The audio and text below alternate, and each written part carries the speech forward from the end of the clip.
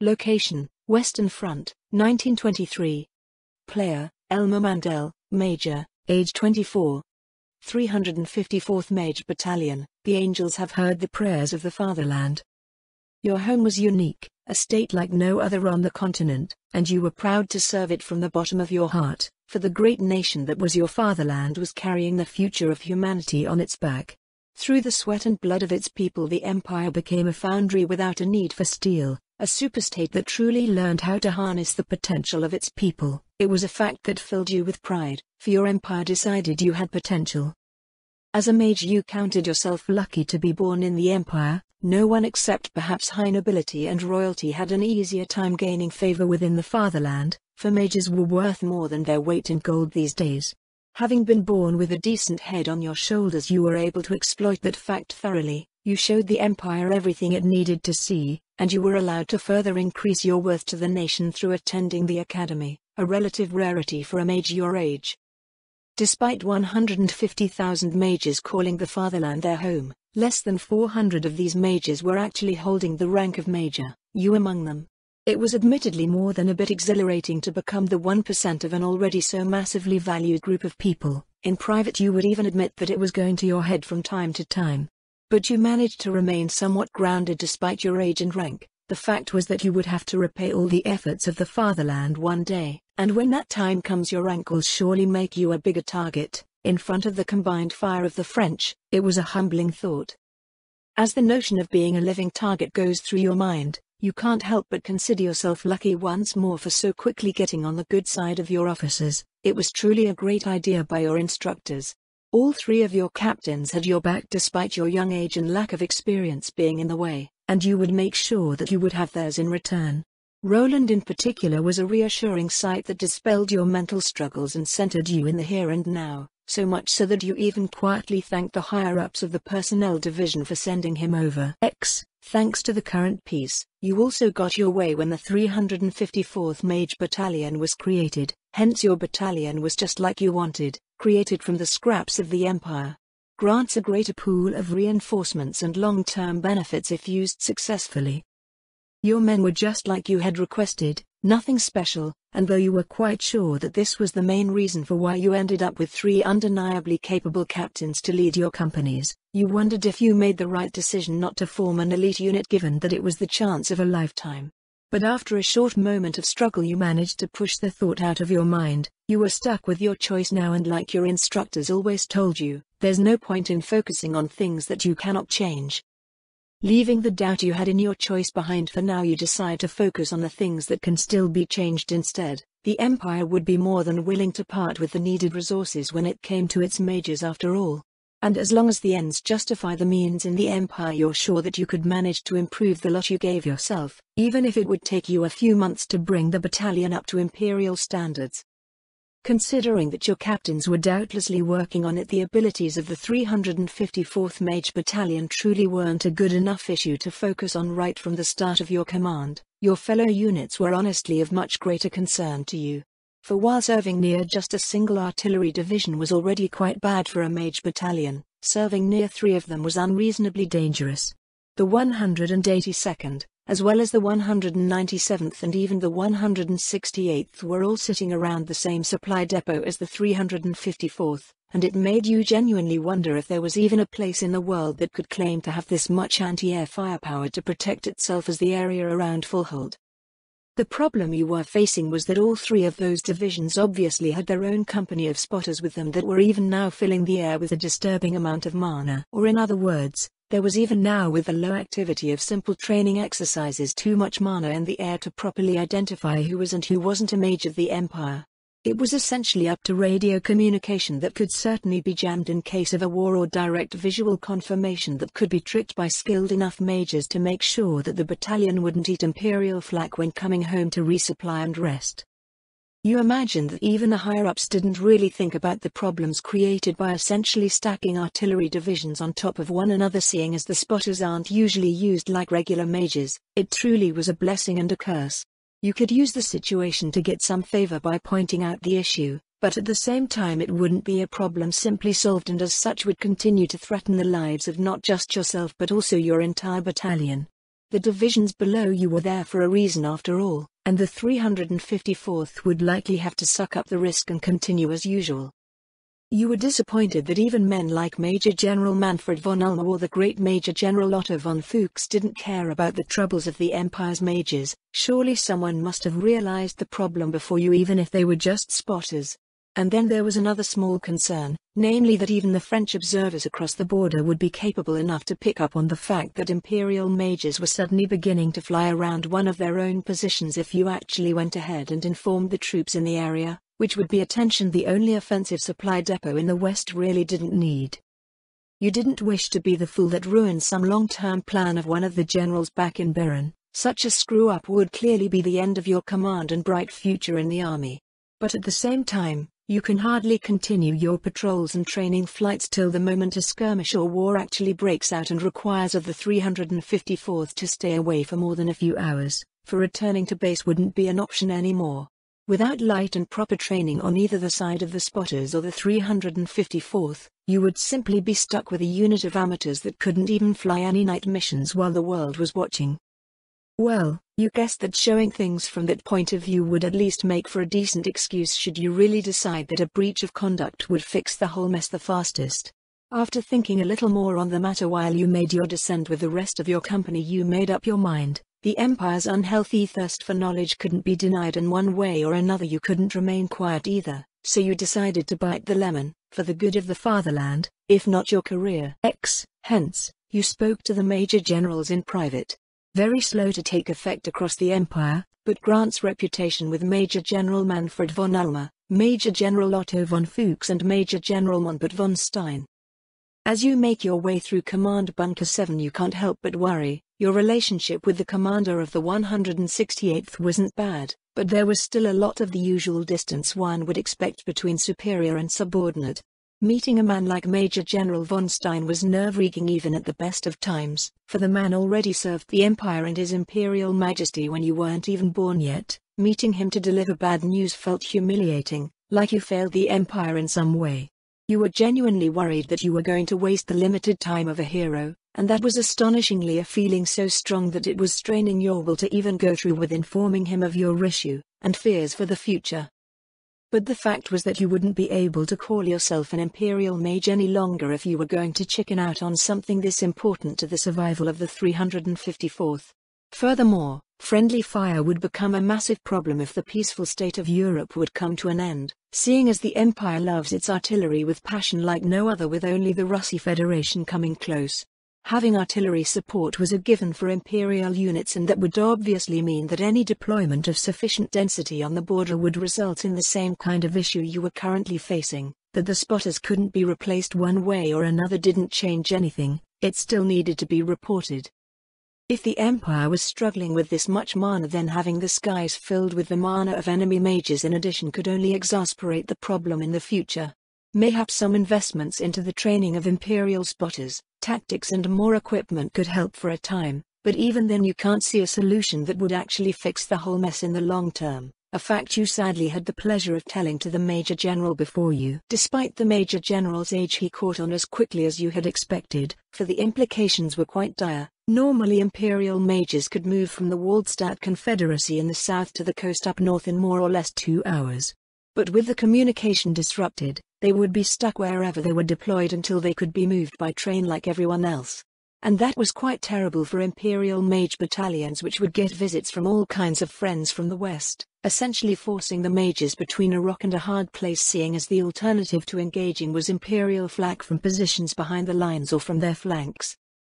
No man, no matter how skilled, would actually be able to identify them in time with the speed required of a battalion if it wished to disengage from charging enemy mages, or in other words, the little problem you found within the current setup could take away the mobility from the fastest units of the Empire could deploy. And truth be told, you had absolutely no idea how to fix it, for the best you could personally do was as you told the commanders of the 182nd, 197th and 168th that there was a massive challenge for the Empire to overcome, and what struggles with communication your battalion had already encountered. The major generals were naturally not versed in what was and what wasn't a normal issue for mages, but they were pleased that you came to Major General von Stein and by extension the whole trio first and in private. The three of them decided to grant you a boon of sorts. Lacking experience when it came to mages, they wanted you to come up with smaller and immediate fixes to the problem that they could bring before the general staff in Beren, with your name under theirs. It was a sign of thanks that you wouldn't even dare to dream of, a chance to enamor yourself to the higher-ups as thanks from the three distinguished heroes of the Empire before you. Though your workload would certainly increase, if you managed to put something decent together, you couldn't help but smile at the opportunity. Whatever you will put together will get the attention of the generals sitting in Beren, and might just affect the fatherland if they're satisfied with your ideas. You couldn't help yourself, but thank God for turning your fortune around. This little boon of your superiors is the greatest chance to boost your career and standing in the army you could possibly get, and that for simply speaking up when it was your duty to do so. You truly loved the mindset of the older generations. X. To limit the mana pollution in the field, mage battalions should limit the use of flight magic when not required to half their number. Grants decently improved communication at the cost of national prestige. X. To limit the mana pollution in the field, mage battalions in combat should try to end their battles at whatever cost and as aggressively as possible. Grants greatly improved communication at the cost of negative PR. After thinking about the issue for a bit, you decide to go with two admittedly rather simple solutions for the Empire's quite urgent problem so that the general staff wouldn't begin something as silly as a debate on the matter. To your knowledge, there was not a single mage in the history of the Empire that made it so far up the ranks that he could hold his own in such a debate, so it would be useless. It was the reason why you, despite your trust in the higher-ups, couldn't help but think that it would be better for the Empire as a whole if the current matter and problems of the same nature were actually solved one step at a time by mages like yourself, not that you would ever write them that. Both of your proposals were designed to limit the mana pollution on the battlefield as was requested, and though they did so at the price of the Empire's reputation in the world, you were fully standing behind both of them. The safety of the fatherland should always come first after all.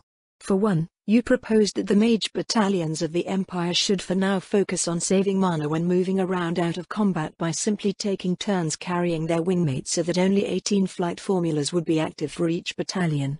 Certainly not a pretty or inspiring solution, but it would do, and in the end that is all the general staff would need to see to get it approved. While you were sure that your first motion would struggle a bit before passing with the image of the Empire being stained a little, your second proposal was assured to get approved right away, even if the Empire would lose some mages in the process. A mage that's killed is one that will never again bring mana to the battlefield after all, and you're sure the higher-ups in Beren haven't forgotten that the Empire has the advantage of a greater population against most of its neighbors, making even a terrible and unrealistic trade of 1-to-1 a win for the fatherland. Overall you were quite satisfied with your suggestions, though you're still of the opinion that it would have been nice if there was no problem in the first place. You guessed most of your fellow Imperials were a little too relaxed if this all slipped them by till now. The western border was really a mess, with the core of the Great Army being stationed just a bit further inland. Not even the veterans had any tension in them despite the usual acid spewing of the Republic's diplomats and leaders. And while everyone still knew that it truly was a fragile peace that had to end at some point, even you were doubting that the Republic would ever willingly decide to fight the Great Army head-on. This usually wasn't a bad thing, but that some of the fatherland's defenders live in some kind of bubble wasn't sitting right with you, especially with how you and your battalion had the short end of the stick if such problems added up and the Republicans actually show some spine. After thinking on it for a few days, you decided that you would have to put some effort into bringing your battalion up to Imperial standards and then some, simply because this wouldn't do. For while the fatherland would of course happily reinforce you as long as your battalion was performing, you had no interest in seeing the troops under your command die, especially not to something as absurd as Imperial negligence of all things. But even with your mind made up, you didn't believe that you could do what the peers of your instructors had judged to be a waste of time and resources. You had no experience as a teacher after all. The only thing you could do for your men was to teach them something simple that would get them for a short time out of danger should the Empire come to blows with the French. You learned that you had to expect the worst-case scenario as an Imperial officer, and so just like your instructors had taught you, you would plan for the worst, and then hope that you could get the chance to do exactly that to the enemy. Yeah, they were truly sadists to the core. X. You focused on digging lessons. The magic blade formula is after all quite a bit more useful than most people realize. Grants the 354th Mage Battalion the ability to build underground fortifications and improves its melee proficiency. X. You focused on the uses of the dehydration formula. Staying dry was quite important for a soldier. Excessive humidity and moisture made up the first steps towards the spread of sickness. Grants the 354th Mage Battalion the ability to improve the morale of other units. You continued to think about your teachers for a bit more while you had some time to yourself, and then you thought about all the efforts the instructors of the fatherland as a whole were making to properly train the new generation. You decided then and there in your little quarter that you couldn't waste their work by letting your men embarrass the fatherland through dying an early death trying to lift more heavily than they reasonably could. Stealth might have made for a great tool to strengthen your battalion, but once an encounter devolved into open combat, they would simply be as hopelessly outmatched as they were now. And while there is no such thing as too many medics on a battlefield, you couldn't imagine that the higher-ups would be all that satisfied with getting a few medics after they sent you tried and tested officers to instruct the 354th. Your battalion would need skills that were undeniably valuable to not be seen as cannon fodder due to its current lack of combat ability. And you already had an idea that should work out nicely. Why not focus the efforts of your battalion on construction work? The Empire loves its infrastructure and fortifications like no one else in the world after all. Using the magic blade formula on a spade or shovel to dig tunnels and trenches through solid rock at unprecedented speed should more than satisfy the general staff if they decided to take a look, and hardening concrete with the dehydration formula didn't seem like it would be a bad idea either. There's no such thing as too much concrete on the battlefield after all. Thinking about it, it really seemed like there was nothing that war would decline to devour if offered. There were never enough soldiers and never too much concrete nor too much firepower. The god of war must truly be a glutton. You couldn't help but shudder at the thought of someone paying for it all, for you couldn't even make a guess at how much ammunition 3 Imperial artillery divisions could go through in a day. You heard some years ago that most generals back in Beren were of the opinion that mages were most of the time too simple-minded, and you guessed that they weren't as wrong on the matter as you had believed till now. It would be deeply embarrassing if the rest of your battalion was already aware of the madness that was modern and industry-fueled war, but even if they were, there was a difference between knowing and knowing, and you hoped that your men wouldn't be slowly corrupted by that knowledge like you were now. Thinking about humans as little more than numbers or a certain military value was not something that you ever hoped to do. It made you wish that you were born a century earlier into a time in which war wasn't detached from common sense. Logic was great, and it was the foundation of the modern empire, but planning on logic alone felt like a terrible mistake to you, and you're sure that mistake would carry down the ranks all too quickly with the imperial mindset. You had absolutely no interest in making someone into a number, and neither did you like the thought of becoming one yourself just to please the higher-ups. Once infested, it would surely weaken the empire no matter what one might say in defense of that worldview. You had decided in what general direction you wanted to take your battalion, and you knew that your officers would soon, perhaps in as little as a week, be ready to present you with the first fruits of their labor, so that was all going as smoothly as you could hope. But now that everything was slowly working out, and you had time on your hands, you couldn't understand why you were still treating them more like a resource to be refined rather than people. And that sadly wasn't a matter that you could simply bring to the attention of the generals to get it resolved like the mana pollution. You would sound like a fool trying to explain how you didn't want to see your comrades in duty as resources to men that had sent thousands to their deaths to protect the Empire. This mindset absolutely wouldn't work for an officer serving His Imperial Majesty. You decided that you needed to toughen up. One justification for this worldview was that you could lessen your losses if you just detached yourself from your men. You never agreed with it, but perhaps you should rethink your stance. This is a story decision and affects Selma's disposition for the story moving forward. There might be a chance to change said disposition if the worldview is shaken enough by a new experience. In the end, you guessed that there was little point in struggling against the flow of the world alone, and you honestly doubted that you could forgive yourself if the Empire was even the slightest bit weakened by your overall meaningless struggles. But even so, you couldn't help but hope that your concerns would turn out to be unfounded, and that the Crown would quickly be able to tame the fatherland and its neighbors once things truly got out of hand. You could see that you would sooner or later need to toughen up a bit more to properly protect the fatherland. Morality isn't something a soldier should worry about anyway. It never led to anything good when soldiers decided they held the moral high ground. And the same was true for the opposite when soldiers thought they fought on the wrong side, with all the chains that come loose once you're convinced you crossed the line. Your duty as an Imperial soldier was to kill and if required die for the fatherland, and it was really getting annoying that you had to repeat that simple fact to yourself so often. Roland, Mark, what do the both of you think of the future? Nothing, to be honest, sir. We're busy enough with the present as it is. Did you need help with something?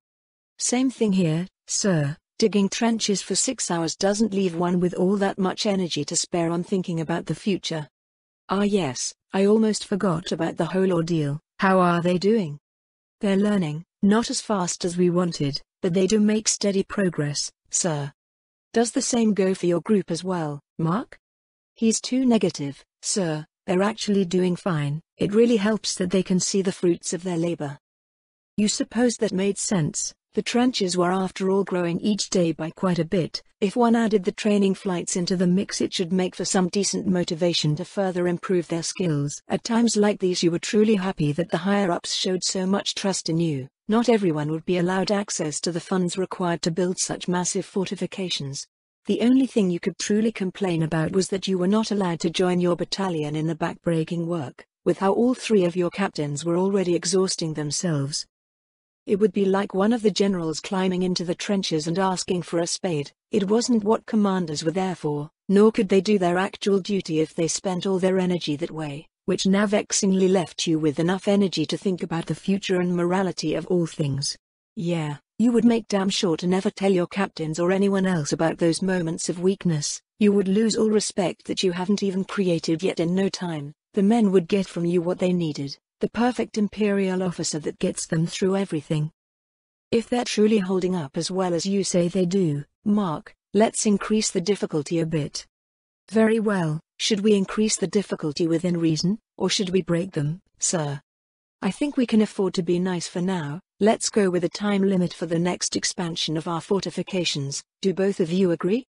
It seems reasonable, sir. No complaints from me, sir. I take it Dieter won't have a problem with it either, seeing as he didn't complain about the men to me as he usually does, but please inform him of the change the next time you see him, just in case he does have objections, Roland.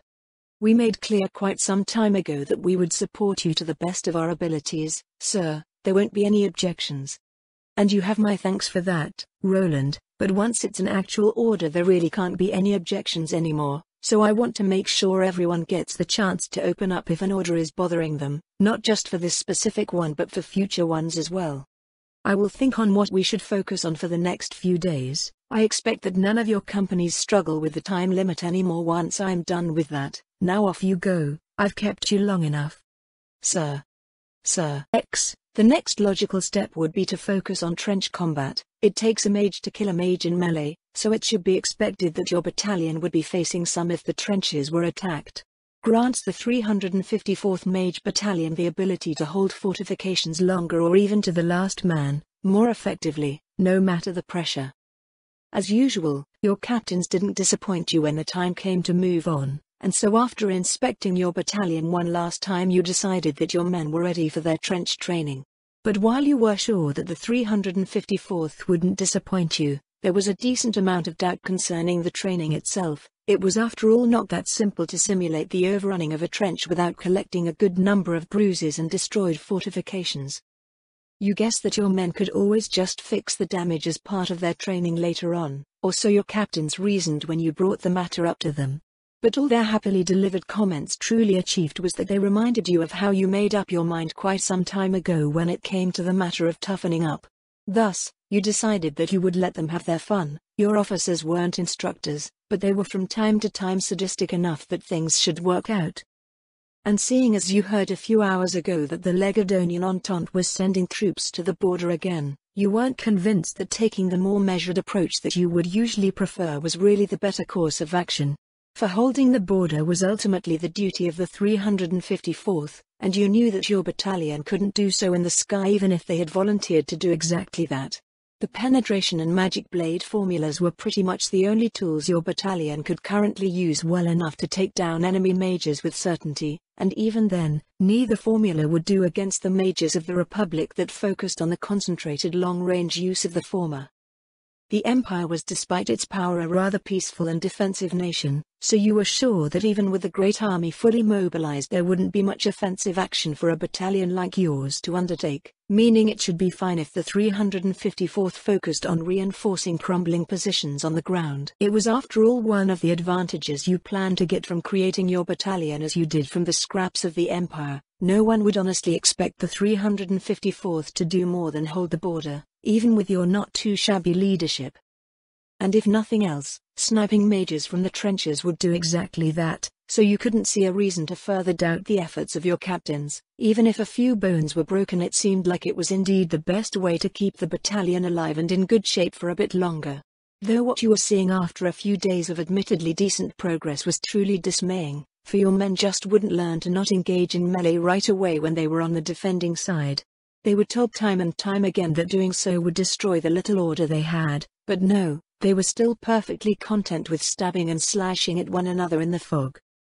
How many were wounded this time, Roland? Only about half of them got their shields breached this time, so at most 50%, sir. That's a bit pathetic, isn't it? Not everyone that volunteers to defend the Empire is made for our kind of work, sir. I know, and I'm as always mindful of that, but even so, 50% won't do. Squeeze them harder, Roland. Are you sure, sir? Doing so won't be good for the trenches. That's just more training for them then. Wasn't that what you told me when I brought up that matter a few days ago? I did, but 2 companies can still do a lot of damage if they go all out. We both learned how to properly defend a trench normally, and as mages, Roland, the basics aren't something we can skip here. And to be clear, the only reason why they weren't taught this stuff yet was because their instructors were still focused on the more mage-specific basics when I snatched them all away. So they can and will learn the basics. The only question that matters is when they will finally do it. The costs that come with a bit of wasted concrete and steel shouldn't be the focus. Are you sure that more pressure will solve the problem, Elmer? Well, that was a bad sign if you ever heard one. It seems like your training was going a bit over the envisioned budget by the higher-ups, so much so that Roland got apparently a second assignment to keep the expenses to a minimum. It was of course extremely annoying to get that message out of nowhere, but you could understand their stance. At least it seems like your good standing with your captain and a number of the generals would give you some additional wiggle room to finish the trench training without disruption. It can't be helped. Your battalion would need to be forged in the fires of war once the current training is finished. Grants the 354th the ability to retain strength while fighting with limited supplies and resources. After thinking about it a few days later, you guessed that it was natural that your unit was just as all the other mage battalions of the Empire, quite limited when it came to the amount of resources that it could ultimately use up in one go, but that was fine all things considered. The 354th was still not fully up to Imperial standards, but the special training some fields received made more than up for that. So much so that if these fields were measured from 1 to 10, the 354th would gain a 7 for both melee combat and the building of fortifications, which would be far over the Imperial standards for these fields that you would put somewhere around 4 or 5 depending on the current focus of the Empire. And while the 354th could only reach a 4 out of 10 when it came to the remaining fields, that wasn't so terrible when compared to what the Republic was currently fielding. So as long as your battalion didn't fly directly into one of the Republic's mage regiments or a battalion of their elites, things should still work out. Thus, as long as you can somehow manage to keep your men a healthy distance away from those formations, they should be able to fight with more or less equal opponents for a bit, which would hopefully come with its own merits and advantages. At the very least, it was a timely reminder that your unit still lacked the required value to be seen as a proper mage battalion in the eyes of the generals and the fatherland. But if the generals of the Empire could be described with one word, it would be rational, so you were absolutely sure that they would see the value in your battalion once the bullets and shells were flying again. Hence, it was child's play for you to simply push any feelings of irritation aside while you thought about ways to speed things up, seeing as a unit judged worthless would be screwed the moment a proper war broke out, which was by now just a matter of time if one looked at the northern border. The Legadonia Entente even announced what they still seriously called an exercise just on the other side of the border, which reportedly is planned to involve several infantry divisions to presumably frighten the Empire out of its own province. As mad as that sounds, you actually thought that the Federation would be the one that teams up with the Republic this time, But that belief of yours was apparently incorrect, which was quite fortunate, seeing as you and the Empire would take on the Republic and the Entente every day of the week over fighting the Republic and the Federation, that as if the Republic will even back these madmen up with all their warmongering. Well, one can always hope for the best, you guessed, even if you would readily admit that it's quite unlikely that the Empire could so simply destroy its old cage without anyone coming in from the side to interfere again. It was truly just a small hope that everyone in the fatherland was clinging to, you included. A few months of fighting on a single front would be all that the Empire required to shift the balance of the continent forever, which was why the Great Army even existed, to break entire nations. Even if it was the Entente that was smashed and your battalion could only watch from the Rhine as others claimed glory for the fatherland, you would be happy for the Empire from the bottom of your heart, for it would mean that it was done, and the dream would have been achieved. Just thinking about it made teaching your men how to properly conserve supplies a whole lot more delightful. If the dreams of generations gone by could finally be achieved by the sudden incompetence of the Empire's enemies, it's perhaps not that bad of a time to be alive after all. With the continued progress of your troops and your thoughts of a brighter future, your mood was finally improving again from the mess that it was a few days ago, and with it the training was going noticeably smoother. The lessons were now simply flowing over your battalion, drenching them finally in something you would call genuine competence. They still had their flaws, but they were motivated, they knew how to dig in, and they knew how to butcher the Republican scum when they came close, all while only requiring 2.5 times as much equipment and supplies as the average infantryman, so things really weren't looking that bleak for you and the 354th, all things considered.